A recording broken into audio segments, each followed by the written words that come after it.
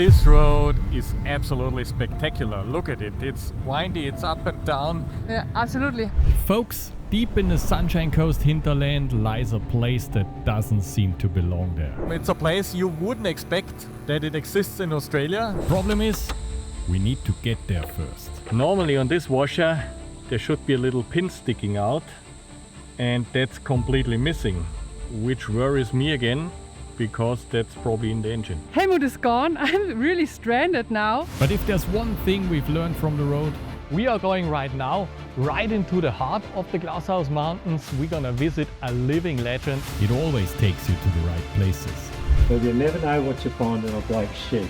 That's true. And today it's one final mission, chasing a sunset over one of Australia's most iconic mountain silhouettes.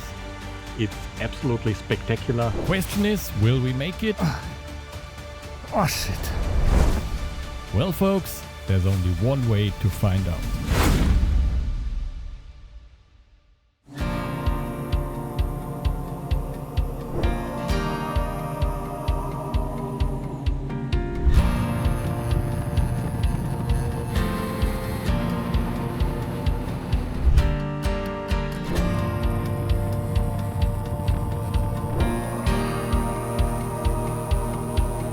Folks, welcome back to another exciting, smoky two-stroke adventure with our little 50cc bikes. Well, right now we are on our way south. We are actually close to Brisbane, and you might wonder and would say, hold on, didn't you tell us after the Cape York Peninsula you wanted to head west? Yes, that was the original plan. We had to change it as the wet season was slowly building up and approaching. And if it starts raining up north in Australia, that's the last place you want to be. Many roads are impassable, you easily get stuck. So we decided to go south again. We're gonna show you some more places here from beautiful Queensland. Then we go to some amazing spots in New South Wales. We might visit Victoria, South Australia, and eventually we go to Western Australia. So there are many more adventures lined up, that's for sure. It won't be boring, so you can look forward to that. But for today, we have a very special, very beautiful destination actually lined up. Yeah, our first goal for today is the beautiful Blackall mountain range. The road we're taking today, it will lead us to the 3 M towns. It's Mapleton, Maleny and Montville. All these 3 towns are really picturesque, historic mountain villages. And as you can see, this road is also perfect for motorcyclists. Windy road, up and down the green rolling hills, offering some stunning views all the way to the coast. So I think this is a perfect place to start a new day on the bikes. Or what do you reckon, Helmut? Yeah, absolutely. But for now we have an even more special place lined up if we make it there up the hill. That's not so sure. It's a place you wouldn't expect that it exists in Australia. So we are looking forward to that. And for the evening, we have a really cool sunset spot lined up, so make sure you stick around till the very end. And now, enjoy the ride, and we see you up on the mountains.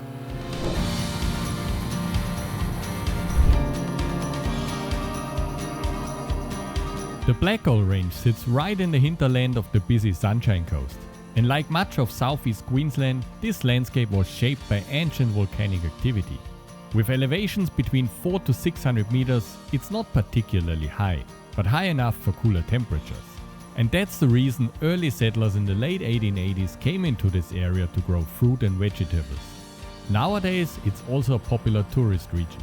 In summer, the coast can get pretty hot and humid. And these mountains offer a much milder climate, great views and plenty of winding roads. But of course, what's a day without a little breakdown? Just a couple of k's down the road, we already have the first breakdown. Bia told me via the headset that her clutch feels very weird, and I've checked now and the clutch has a lot of play and it's not the cable. And I have a weird feeling it's the nut of the clutch basket again, I have to say, because I had the problem just recently. I tightened it properly, but apparently something went wrong. It's not the best job to do at the side of the road, because we have to tip the bike over, make sure the gearbox oil stays inside the engine, and it's a little bit of a bigger job. So let's get into it, because we have a lot to see and to do today. The clutch basket engages precisely with the drive shaft, and a nut holds everything in place. And to make sure the nut can't loosen itself, it's secured with a lock washer. But there was one thing I had already noticed the last time. The clutch basket had a slight amount of play on the shaft. Not much, so I ignored it. But that small amount of movement is enough to slowly destroy the lock washer. And once that happens, the nut starts loosening itself. So honestly, we got lucky, because if the nut or the clutch basket had come off completely, that would have been the end of this engine. So a pretty close call. But unfortunately the story doesn't end here, because the lock washer is missing a piece. I can see it already. Normally on this washer there should be a little pin sticking out, and that's completely missing, which worries me again, because that's probably in the engine. And we won't get it out except for an oil change. We can't do that here. So hopefully the gearbox will hold up. Other than that, I tried to improvise and change the washer here a little bit over so we can use it again, and then we should be good to go again.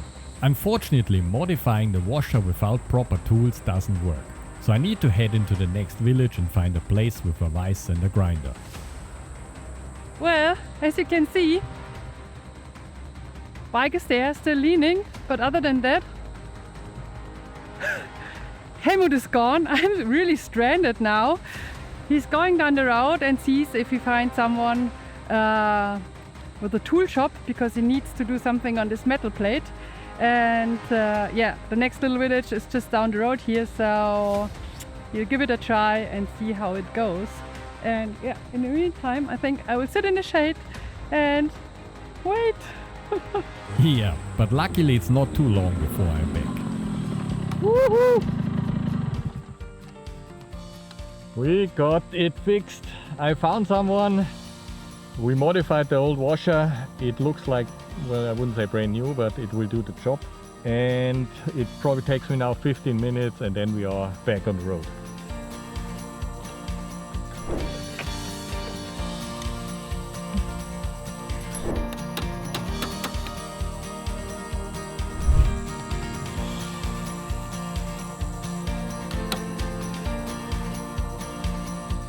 Do you remember at the beginning that I mentioned I'm missing the little metal piece of the washer? Well, it's in here. I just picked up the engine cover and it was sticking to the oil in here. So that's good news. I put the cover on now. Bea, prepare yourself. Tighten your socks and underpants and whatever, because it will be wild now. Yeah, right, as wild as it gets on a 50cc trying to climb up the Blackall Range. But the clutch is working perfectly again, and the windy road surrounded by a stunning landscape is just an absolute treat. And before we even realize it, we leave Australia and ride straight into the Black Forest.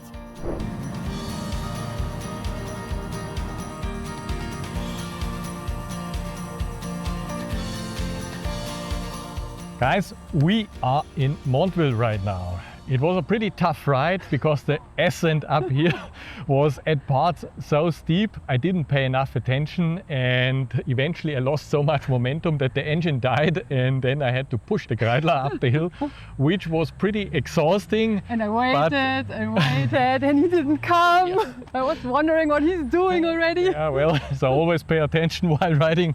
But it was worth all the effort. Montville, or the area up here in general, is an absolutely stunning place. Beautiful historical buildings along the main road, stunning views down to the valley. And now, as we promised, we are on a very, I would say, unique spot here in Australia, because this is the world famous Cuckoo Clock shop. Well, even if you would think it is owned by Germans, it is not. It is an Australian family business in the second generation already. So they're welcoming customers for over 30 years now, but they do sell really traditional Black Forest cuckoo clocks, grandfather clocks, all kind of really old traditional German clocks, which is pretty cool. Well, I would say we're gonna have a look inside and check out the place with you guys. Come on. For most people, the cuckoo clock is a symbol of the Black Forest. But truth is, it wasn't actually born there. But it was this region that shaped it into the form we know today, and eventually it became world famous. And if you're wondering now why they use the cuckoo sound, well, first of all, it's very distinctive, and second, back in the days in the 18th and 19th century, it was simply one of the easiest sounds to recreate. But the cuckoo clock shop doesn't stop here. There are plenty of other quirky German inventions on display, so it's definitely worth a visit. Well, that was pretty cool now. Very unique, very special, a lot of German tradition. There was even German music, like this traditional Bavarian music in the background. Absolutely cool. You really feel like you're in another world. And make sure to wait until the full hour, because when the cuckoos come out and they start singing, it's unreal. So for us, it's time to keep moving. We're gonna go to another pretty exciting spot right now. So let's get on the gear and hit the road. Montville is a beautiful little village that has, of course, like many places in Australia, also a few quirky corners. But for us, that's exactly what gives the place its charm. Well guys, we really enjoyed our ride through the mountains. It was a very, very welcoming change. And at this part, I have to say thank you to Daniel and his staff from the clock shop. They were super friendly, super helpful. So guys, if you're watching, thank you very much. Right now, I would love to talk with you guys about a different topic, because we already got many questions about how we do the voice recording while riding. Well, if you've been into this topic, it's not super straightforward. You normally need a couple of adapters, you need some splitters, and then you need cables. And to be honest, when you're finished, when you're done connecting all your gear, it's an absolutely mess in your helmet. But then we came across a little item which is named the Blue Adapter, and the Blue Adapter makes things a lot tidier and easier, and therefore we can not only record what I'm talking, but also everything that comes in via the headset, which means if Bea is talking to me, it will be recorded, and of course music or prompts from the GPS system. So that's absolutely amazing. The Blue Adapter is compatible to most of the Sena headsets, but you possibly still need some adapters. But to make things easier, I put a list into the description with all the items we are using right now. And if you buy a Blue Adapter with the code TimetoRide, you get immediately 10 euros off. So if you're interested, make sure to check this out. And last but not least, I would love to hear from you if you are using a similar setup. How did you set it up? How does it work? Put it into the comments. But the Blackall Range aren't the only reason to come here. And the next viewpoint gives us a pretty specky preview of what's waiting ahead.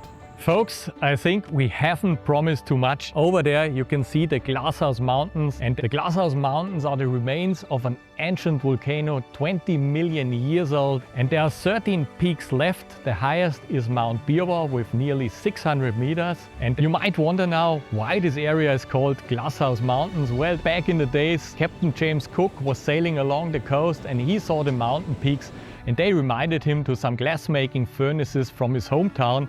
And that's why he named the area Glasshouse Mountains. We are going right now right into the heart of the Glasshouse Mountains. We're gonna visit a living legend, and he has some wild stories to tell. So let's not waste any time and go there. We've already heard a lot about the Glasshouse Mountains, and they stand out immediately because the landscape around them is so flat.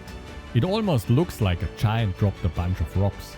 But these peaks are actually the hardened cores of ancient volcanoes. And over millions of years, the softer rock around them eroded away, leaving behind 13 dramatic peaks and one very iconic silhouette.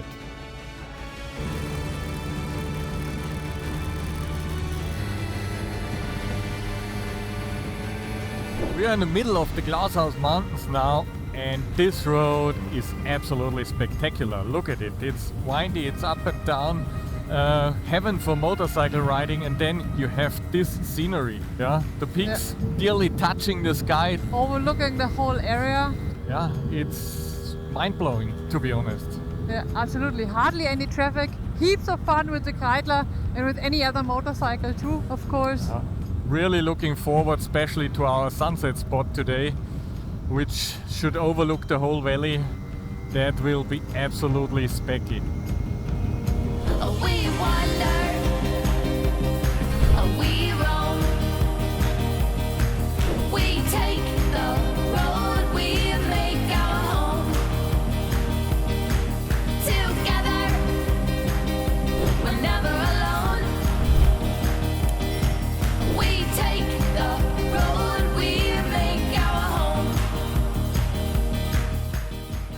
So now we are here at Steve's place, and Steve is a living legend here in Australia. He's a lot into horses and a lot into such carts. Yes, well, we've got to change the word cart, because there's the Rolls Royce of all these carts called coaches. And the name of the company was Cobb and Co. They were 3 times the size of Wells Fargo in America. They ran from 1854 to 1924, and this is the one of 8 that's left in Australia. This is a 14-passenger coach. You might notice second-class passengers sat inside, 9 people sat there. Second class, because it was so tight, hot, sweaty days, men chewing tobacco, spitting out the window, all that sort of thing. So, and then he sat up with the driver. Now, if you wanted to sit up front with the driver, you had to help operate the brake. No women were allowed to sit up next to the driver. If the driver was caught with a woman sitting alongside of him, he would lose his week's wages or earnings. Wow.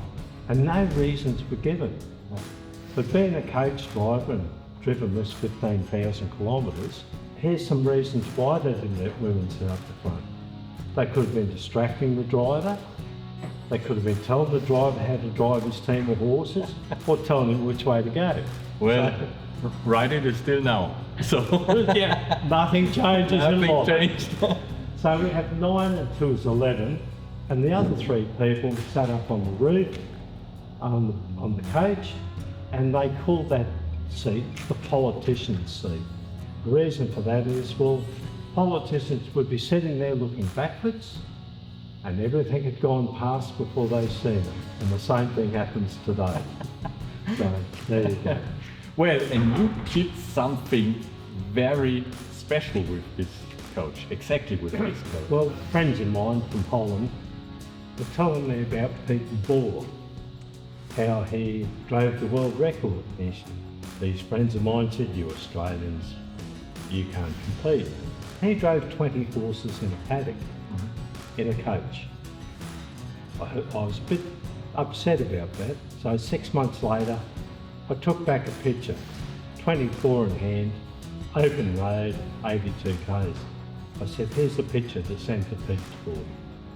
So that record has been beaten. I don't recognise it. A man drove 52 llamas in America. Now I've built a really big coach. Cobb & Co had the world's biggest coach, the 75 passenger. I might put a few extra horses and send them a picture. You will. One day, in not so long time, you will have 60 horses in front Well, of I'm this only coach. 70-year-old. I've just got out. I'm still in short pants. So I've got a long way to go. Yeah, that's the right mindset, absolutely. As Steve takes us through his collection of treasures from all over Australia, he also gives us an impression of just how crazy his 1990 world record really was. Driving the Cobb & Co coach for 82 kilometers on the open road with 24 horses in hand with 255 metres of reins. Every horse had a rein. And the length of the team of horses, which was 6 rows of 4, if the coach was at the doorway, the end result of the lead horses was the far end of this building. I was just thinking, I used to do a little bit of horse riding when I was younger, and sometimes it really was difficult to keep one horse under control, but 24 horses, it's just incredible. I can't believe it. We really enjoy listening to Steve, and what we instantly recognize is that he's not only absolutely passionate about what he's doing, he's also like a 12-year-old boy who still has this cheeky smile and lots of crazy ideas in his head. And one of them is seriously impressive. A replica built from old drawings and photographs of the biggest coach the world had ever seen. Steve just told me the name of this coach is the Mapleton. That's Greek, and it means anything that is huge, and this coach is huge. Well, this coach was originally built and designed in 1860 and ran until 1876. There are different accounts of the coach and what it carried. Some people say it carried up to 90 people, but through all my research, it carried 75. It was pulled by 12 horses, 14 foot 6 high, I don't know what that is in metric, and fully finished with cargo, with passengers, 14 tonnes. This one unfortunately was destroyed in 1876. So since then we've found the original building it was built in, and it ran from Ballarat to Melbourne, Melbourne to Adelaide. Well, this wheel here is one of the back wheels for the coach. It's on a rotary table, but it's 2.1 metres in diameter. How long does it take to build this wheel? Oh, this wheel would have taken me, well, we do about 4 or 5 months to do 4 wheels. It's made out of iron bark in the centre, iron bark spokes, and the fellies are made out of blue gum. This is part of the front wheel. This, in the centre of this hub, is a cast iron sleeve. It goes onto a hardened axle and 2 leather washers, and filled with grease. You should be able to get 1,000 kilometres before you have to re-grease the wheel. Wow. What are we going to use it for? That's a good question. Or scare people on the road. Scare the police department. No, what we're going to use it for is a mobile theatre classroom. It will be on a trailer. It will go into all the schools across Australia as a mobile theatre classroom, telling the story of this company that innovated a lot of things. They brought in the 8-hour working day in their factories, Cobb and Co. They brought on seatbelts for the coach driver. They were the first company to start franchising. And of course they built Australia's first blast furnace for making steel, which became BHP. So suspension? 300 metres of leather. So back then, suspension was made out of leather, and as Steve said, 300 meters of leather was used in here. Amazing job. It's incredible how to build something like that. Well, a few boxes of beer goes down at the same time. You get some visions. Raises your Mental ability. Some would say not. your creativity. I would say. Creativity. Well, Steve, I would say thank you a lot. It was absolute pleasure to meet you. Well, you never know what you find in a bloke's shed. That's true. That's true. What an inspiring story, folks. And believe it or not, we ran into Steve completely by accident. But some things are just meant to happen. And for us now, it's chasing a sunset. We could have listened for another couple of hours to Steve's stories. He told us some incredible stuff. But we really wanted to check out Glasshouse Mountains at sunset, and therefore we go where, Bea? Mountain Gung Gung. There is a hike up there, 2 kilometers something. It's a little bit of exercise, and from the top apparently there is a fantastic view over the whole area, over some of the most spectacular mountains here. Mount Nungung, along with the other Glasshouse Mountains, carries an ancient name given by the traditional custodians of this land, the Kabi Kabi people. And to them, these are more than just mountains. They are an ancestral family that turned to stone after shaping the land around them. And to this day, they remain deeply connected to this place. So, where do we park? Where do we park? Is he parking or leaving? I think he's leaving. Then we park here. Perfect.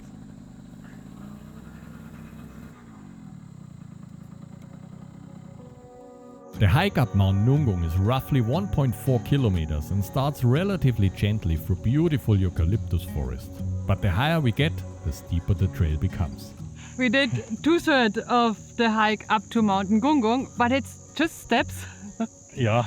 And we carry like 10 kilos of camera gear up there. So, and it's pretty hot and kind of humid as well. So look at our face. Pretty exhausted already. That's what it's about, to climb up Mount Gung Gung. But I it's think good fun. the views will be really awesome, so it Absolutely. will be worth it. We've seen a glimpse already and it will be spectacular. So let's go and get the rest done. Yay! And a few sweaty minutes later, we finally reached the top. And the timing couldn't be any better. It's breathtaking. The last rays of sunlight gently touch those ancient rocks, painting a magical scene. It's one of those rare moments where the world goes quiet and time seems to stand still. And as usual, we didn't see any of this coming. Today we had a breakdown, we went into the Black Forest and we got to see the Glasshouse Mountains at their absolute best. But what stayed with us the most wasn't the places we saw. It was Steve. He's 70 years old and still full of curiosity, a cheeky smile and endless ideas. And that's something we learned today. Age isn't about a number. It's about staying curious, keeping that cheeky smile and never losing the excitement for what's still ahead. And for us, there's a lot more to come. Because we return to a place we never expected to see again so soon. Next time on Time to Ride.